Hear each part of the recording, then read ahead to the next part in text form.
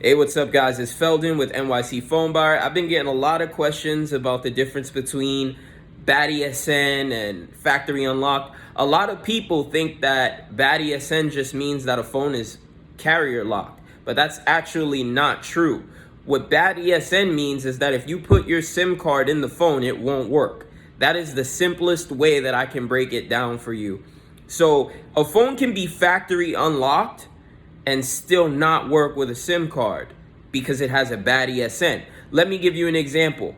I go into T-Mobile, I buy a phone from T-Mobile, that phone's financed. If you try to use that phone, it's not gonna work. If I go in, because it's financed, now if I go into T-Mobile and I pay off my bill and I meet all their terms and conditions and requirements to unlock the phone, and then I unlock the phone and then I sell it to you, and then I go ahead and call T-Mobile and say, hey, my phone's stolen, what do you think's gonna happen? It's gonna get blocked.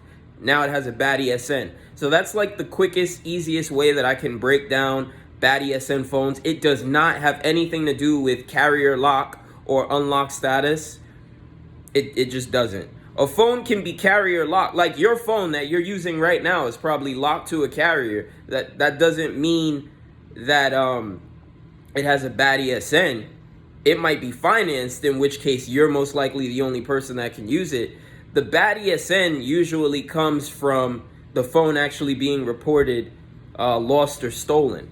And of course, a lot of times financed, because finance phones just won't work for other people. So, in this industry, we call that a bad ESN as well.